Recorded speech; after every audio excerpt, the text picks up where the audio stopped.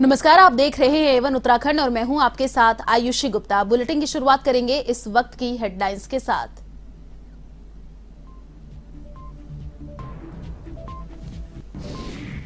दो दिवसीय उत्तराखंड दौरे पर राष्ट्रपति रामनाथ कोविंद राजभवन में बोनसाई गार्डन के विस्तार कार्यों का किया लोकार्पण। राज्यपाल गुरमीत सिंह रहे मौजूद।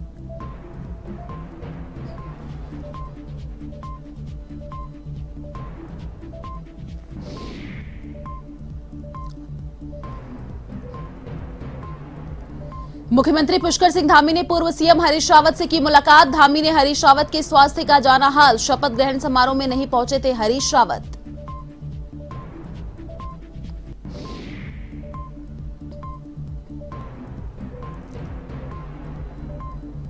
उत्तराखंड कांग्रेस में हार के बाद भी नजर आई गुटबाजी। नेता प्रतिपक्ष के लिए अलग अलग गुटों के चेहरे। प्रीतम सिंह का नाम सबसे आगे।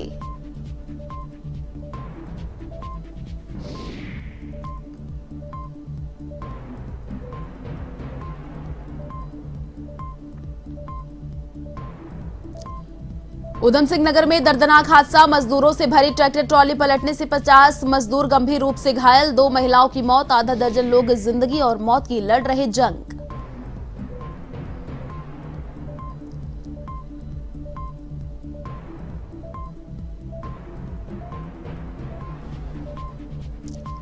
मुनिकीरेती पुलिस और एसओजी टीम की कार्रवाई। 650 ग्राम चरस के साथ शातिर तस्कर को किया गिरफ्तार। चरस की बाजार में कीमत 65,000 रुपए।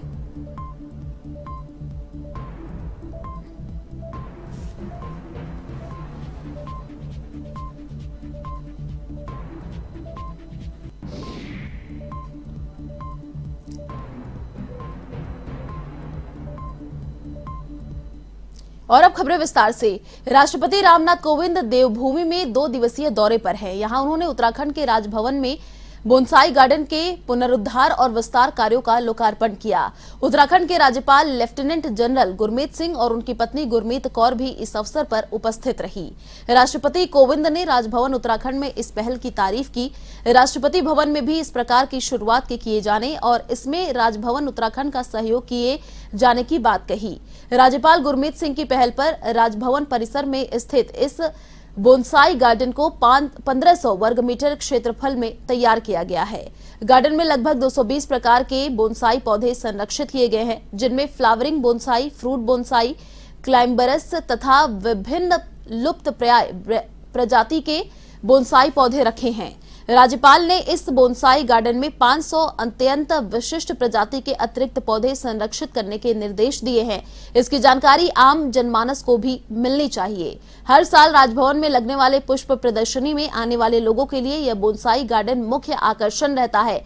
इस अवसर पर राजभवन के वरिष्ठ अधिकारी भी उपस्थित थे।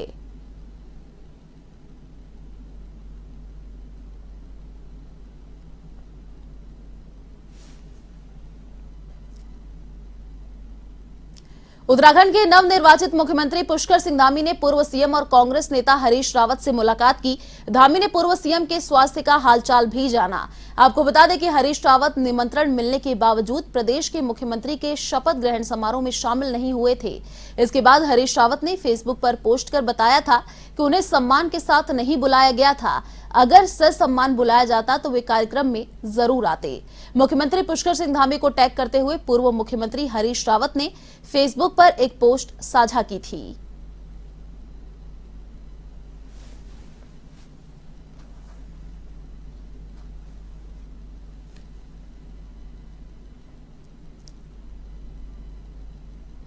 विधानसभा चुनाव में हार का मुंह देख चुकी कांग्रेस के अंदर घमासान थमने का नाम नहीं ले रहा है। कांग्रेस के तमाम धुरंधरों को हार का मुंह देखना पड़ा, लेकिन हार के बावजूद यह गुटबाजी थमने का नाम नहीं ले रही है। नया मामला नेता प्रतिपक्ष बनाए जाने को लेकर सामने आया है। कांग्रेस में अगला नेता प्रतिपक्ष कौन हो, इसको लेकर गुटबाजी तेज हो गई है। अलग अलग गुट अलग अलग लोगों को नेता प्रतिपक्ष बनते हुए देखना चाहते हैं, जिसमें प्रीतम सिंह, यशपाल आर्य, हरीश धामी, राजेंद्र भंडारी जैसे नाम सामने आ रहे हैं। इसको लेकर लॉबिंग भी इन दिनों चरम पर है। हालांकि पार्टी के प्रवक्ता किसी भी गुटबाजी से इंकार कर रहे हैं और अभी तक नेता प्रतिपक्ष रहे प्रीतम सिंह को सबसे चहेते चेहरा बता रहे हैं। इनके अनुसार विधानसभा सत्र से पहले नेता प्रतिपक्ष के नाम की घोषणा की जाएगी।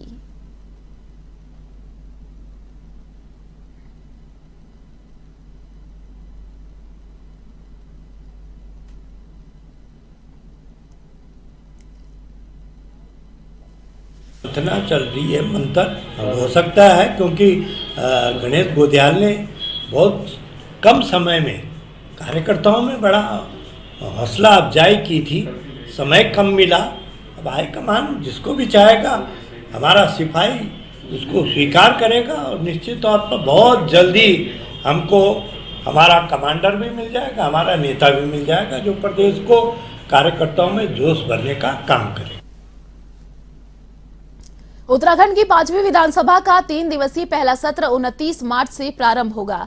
धामी कैबिनेट के निर्णय के बाद इस संबंध में अधिसूचना जारी कर दी गई और सत्र में 30 मार्च को नए वित्तीय वर्ष के प्रथम 4 माह के लिए लेखानुदान प्रस्तुत किया जाएगा। आपको बता दें कि मुख्यमंत्री पुष्कर सिंह धामी की अध्यक्षता में हुई कैबिनेट की बैठक में 29 मार्च से विधानसभा सत्र आहूत करने का निर्णय लिया गया था। इस संबंध में अधिसूचना जारी होने के साथ ही सत्र की कार्यसूची भी तय कर दी गई है और विधानसभा सचिव मुकेश सिंघल की ओर से इस संबंध में सभी विधायकों को पत्र भेजकर सूचना भी दे दी गई है। तय कार्यक्रम के अनुसार 29 मार्च को राज्यपाल के अभिभाषण के साथ सत्र शुरू होगा और अगले दिन राज्यपाल के अभिभाषण पर धन्यवाद प्रस्ताव के बाद सरकार की ओर से नए वित्तीय वर्ष में राज्य के खर्च के लिए लेखानुदान प्रस्तुत किया जाएगा और 31 मार्च को लेखानुदान विधेयक पारित किया जाएगा।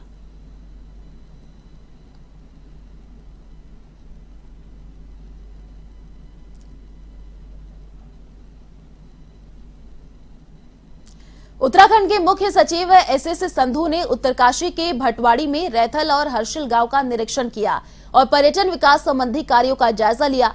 वहीं उन्होंने जिलाधिकारी मयूर दीक्षित और अन्य अधिकारियों के साथ रैथल गांव में बैठक आयोजित कर विभिन्न विकास योजनाओं की प्रगति की जानकारी ली।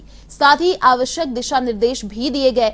मुख्य सचिव ने जिलाधिकारी को निर्देश दिए कि जिले में पर्यटकों की आवाजाही बढ़ने की संभावना को देखते हुए होम स्टे योजना को बढ़ावा दिया जाए। वहीं जिलाधिकारी ने सिवर लाइन नहीं होने की समस्या से अवगत कराया, जिस पर मुख्य सचिव ने निर्देश दिए कि सीवर समस्या समाधान के लिए वाटर ग्रेविटी के हिसाब से फेज बनाए जाए। इसके लिए वित्तीय सहायता उपलब्ध कराई जाएगी।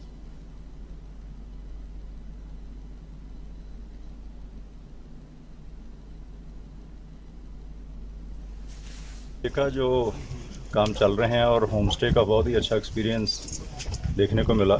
हमने देहरादून में सुना था इसके बारे और देखकर और भी अच्छा लगा। और इसको क्योंकि यहाँ टूरिस्ट और भी बढ़ रहा है हर साल, इसको और भी बढ़ावा देने की ज़रूरत है। हमने होम स्टे में सब्सिडी 2 महीने पहले काफ़ी बढ़ा दी है और अगर ज़रूरत होगी तो और भी बढ़ाएंगे, क्योंकि टूरिस्ट बहुत बड़ी संख्या में हर साल बढ़ता जा रहा है और अच्छा भी है। प्रदेश की इकॉनमी काफ़ी टूरिस्ट के ऊपर निर्भर है। इसको सरकार की पूरी प्राथमिकता है, इसको और बढ़ाएंगे। रुद्रपुर के विधायक शिव अरोड़ा हरिचांद गुरुचांद मंदिर पहुंचे। इस दौरान मतुआ मिशन के अनुयायियों के द्वारा विधायक शिव अरोड़ा का मंदिर पहुंचने पर गर्मजोशी से माला पहनाकर स्वागत किया गया। साथ ही उन्होंने गुरु विवेकानंद महाराज का आशीर्वाद लिया। उन्होंने कहा कि मैंने चुनाव से पहले मन्नत मांगी थी कि जीत गए तो हरिचांद गुरुचांद मंदिर में माथा टेकने आऊंगा। उन्होंने कहा कि सरकार इस बार भी अच्छे काम करेगी।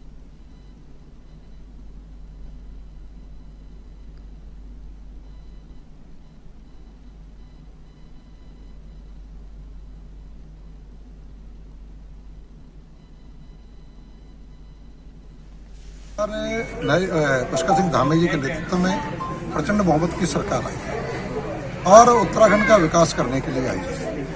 और नरेंद्र मोदी जी का भी, पुष्कर सिंह धामी जी का भी एक नारा है, सबका साथ, सबका विकास, सबका विश्वास, और उसके बाद चल रही है।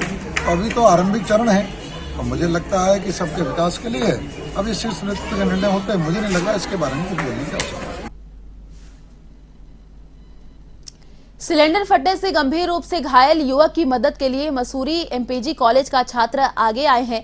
छात्र संघ अध्यक्ष प्रिंस पवार के नेतृत्व में घायल अरविंद कुमार के लिए सहयोग राशि एकत्रित की गई। इसमें स्थानीय लोग और पर्यटकों ने आर्थिक मदद की अपील की। छात्र संघ अध्यक्ष प्रिंस ने बताया कि गैस सिलेंडर हादसे में घायल युवक अपना एक पैर गंवा चुका है और वह एक होटल में काम करने के साथ ही शाम को गुब्बारे बेचता था। कैबिनेट मंत्री गणेश जोशी ने घायल अरविंद की इलाज में हर संभव मदद करने के साथ अस्पताल प्रबंधन को उसके इलाज में किसी प्रकार की कमी नहीं होने के निर्देश दिए हैं।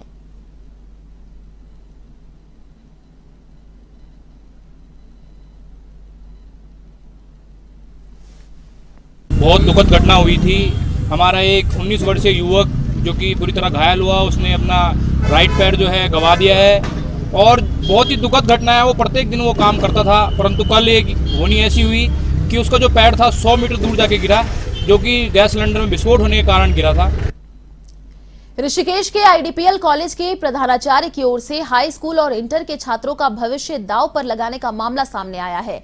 छात्रों ने आरोप लगाया है कि प्रधानाचार्य की ओर से उन्हें प्रवेश पत्र नहीं दिए जा रहे हैं और उनका कहना है कि सरकार की ओर से जारी योजना के तहत उन्होंने टैबलेट और मोबाइल खरीदे हैं, जिनके बिल भी प्रधानाचार्य के सामने प्रस्तुत किए गए, मगर प्रधानाचार्य मोबाइल के बिल स्वीकार करने के लिए तैयार नहीं है। ऐसे में छात्रों ने कॉलेज के बाहर प्रधानाचार्य के खिलाफ नारेबाजी करते हुए प्रदर्शन किया।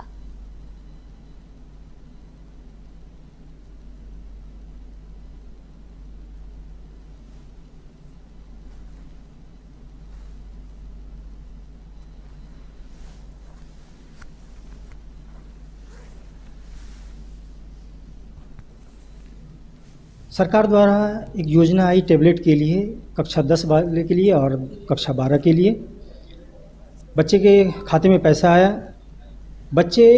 कुछ बच्चे ऐसे थे जो टैबलेट खरीद करके आए, कुछ इसमें से ऐसे बच्चे थे जो उस पैसे का दुरुपयोग करते हुए कोई यह बहाना बना रहा है कि मुझे पिताजी की तबीयत खराब थी उसमें लगा दिया, कोई यह कह रहा है कि वो पैसा जैसे मेरे यहाँ घर में भूखमरी छा रही थी मैंने उसमें खर्च कर दिया, तो हम टैबलेट नहीं ले सकते हैं। तो उनसे ये कहा गया कि यदि आप नहीं ले सकते हैं टैबलेट तो आप लिख करके दे दें कि मैं टैबलेट नहीं लूँगा, इसकी सूचना मैं सरकार को दे दूँगा। सरकार यदि चाहेगी तो आपका टैबलेट फिर से पुनः देगी या फिर वो पैसा आपसे रिकवर लेगी। उत्तराखंड सरकार के निर्देश पर राजकीय बालिका इंटर कॉलेज में इंटर की छात्राओं के लिए कैरियर काउंसलिंग कार्यक्रम का आयोजन किया गया। उधम सिंह नगर के किच्छा में राजकीय बालिका इंटर कॉलेज में कार्यक्रम का आयोजन कर छात्राओं को जागरूक किया गया। साथ ही आपको बता दें कि राजकीय बालिका इंटर कॉलेज में हुए इस आयोजन में इंटरमीडिएट की छात्राओं ने बढ़ चढ़कर हिस्सा लिया। जीजीआईसी किच्छा में आयोजित कार्यक्रम का शुभारंभ बतौर मुख्य अतिथि पंतनगर विश्वविद्यालय के रिटायर्ड विधि अधिकारी सुभाष सक्सेना और जीजीआईसी के प्रधानाचार्य सुनीता यादव ने संयुक्त रूप से दीप जलाकर किया। काउंसलर सुभाष सक्सेना ने इंटरमीडिएट की परीक्षा में प्रतिभाग करने वाली छात्राओं को उज्जवल भविष्य की शुभकामनाएं दी।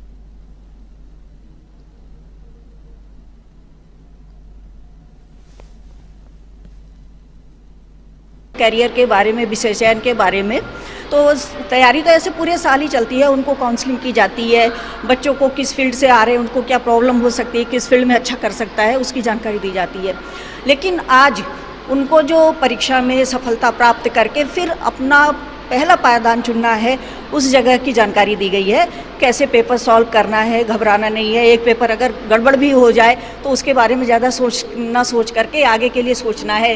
बच्चों के लिए शुभकामनाएं हैं और साथ में उन लोगों को मार्गदर्शन दिया गया है कि बहुत कम समय में यहाँ के अध्यापकों ने बहुत मेहनत करी है, उन सब बच्चों को पूर्ण रूप से तैयार करा है, उनको बहुत अच्छे से समझा दिया गया है, उनके करियर के बारे में बता दिया गया है कि आगे भविष्य में उन्हें क्या क्या बन सकते हैं। और उनकी टीचर उनकी एडवाइज़र हैं, उन्होंने कहा है कि पर्सनली उनसे वो कॉन्टेक्ट करके अपना कार्य आगे अपना करियर चुन सकती है। प्रदेश सरकार की लाख कोशिशों के बावजूद भी अल्मोड़ा के सरकारी स्कूलों में छात्र छात्राओं की संख्या में भारी गिरावट दर्ज हो रही है।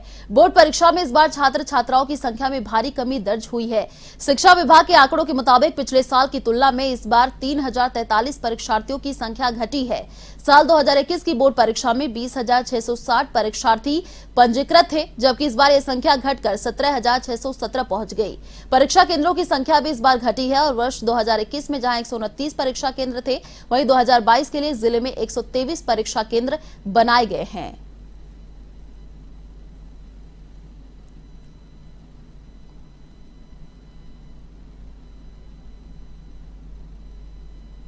मार्च से और 19 अप्रैल तक चलेगी। इसमें वर्ष 2020-21 में जो पंजीकृत बच्चे थे वो हैं 20,660 और इस बार जो है 21-22 में जो पंजीकृत बच्चे हैं वो 17,690 हैं। छात्रों की संख्या लगातार घट रही है, पिछले सत्र की अपेक्षा? क्या कारण होगा? नहीं, घट तो नहीं रही। यहाँ घटे होंगे तो कहीं और दूसरे सिस्टम में जा रहे होंगे बच्चे पब्लिक स्कूल में जा रहे होंगे, सीबीएसई पैटर्न पे जा रहे होंगे।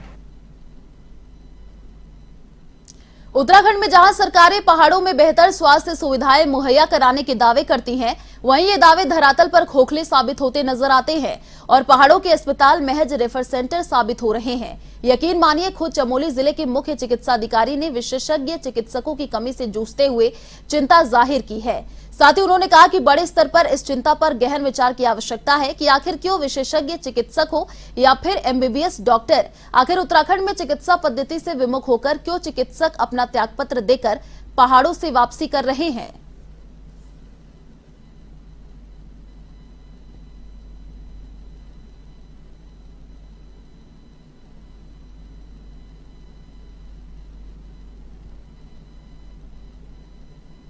खुद अपने डिपार्टमेंट की कह रहा हूँ, यहाँ हमारे पास स्पेशलिस्ट डॉक्टर नहीं है। स्पेशलिस्ट डॉक्टर हमारे ज़िले में 2-3 आए थे, लेकिन वो भी नौकरी छोड़ के चले गए। तो इस पर हमने शासन को लिख दिया है उनके, भाई क्या इनके कारण है, कैसे हम इनको जो है रोक सकते हैं, हम कैसे ऐसे पॉलिसी बनाए। हमने अपने डीजी साहब से डिस्कस किया कि यहाँ पे जो है स्पेशलिस्ट डॉक्टर आए, उसके रहने की मेन तो यहाँ पे आधार मूलभूत समस्या ये है कि यहाँ पे बड़े दुख की बात है कि डॉक्टरों के लिए रेजिडेंसी नहीं बना, इतना बड़ा अस्पताल बन गया है। हमारे सारे डॉक्टर किराए पर रहते हैं, रात में कोई ड्यूटी कोई केस आता है तो उनको फिर जो है ऑन कॉल आने। उधम सिंह नगर के पुलिस महकमे में उस वक्त हड़कंप मच गया जब मजदूरों में भरी ट्रैक्टर ट्रॉली पलट गई, जिसमें सवार करीब 18 मजदूरों में से 50 मजदूर गंभीर रूप से घायल हो गए और 2 महिलाओं की मौत हो गई और अभी भी आधा दर्जन लोग जिंदगी और मौत की जंग लड़ रहे हैं। सूचना के बाद लोगों ने आनन फानन में घायलों को हॉस्पिटल में भर्ती कराया। आपको बता दें कि जनपद के ग्राम विक्रमपुर बाजपुर में ट्रॉली पलटने से 50 लोगों से अधिक लोग घायल हो गए। घटना की सूचना मिलते ही आसपास के लोग मौके पर पहुंच गए, जहां ग्रामीणों ने निजी वाहनों से घायलों को बाजपुर के सामुदायिक स्वास्थ्य केंद्र में उपचार के लिए भर्ती कराया।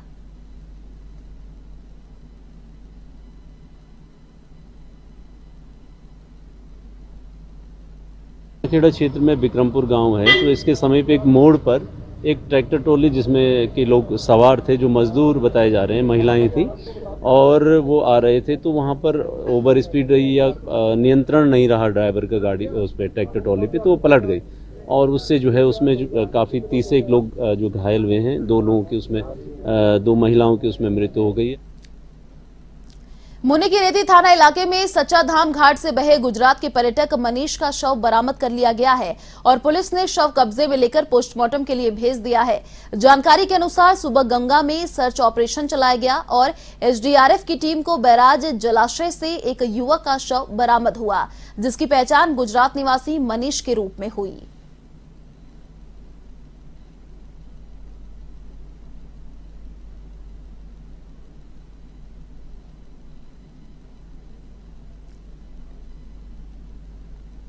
मुनि की रेती थाना इलाके में एक बार फिर नशे के सौदागर को गिरफ्तार करने में पुलिस और एसओजी की टीम को सफलता हासिल हुई है। तस्कर के कब्जे से 650 ग्राम चरस बरामद की गई है, जिसकी बाजार में कीमत 65,000 रुपए बताई जा रही है। पुलिस के मुताबिक आरोपी के खिलाफ एनडीपीएस की धारा में मुकदमा पंजीकृत कर लिया गया है और आरोपी को न्यायालय में पेश किया गया, जहां कोर्ट ने उसे जेल भेज दिया है।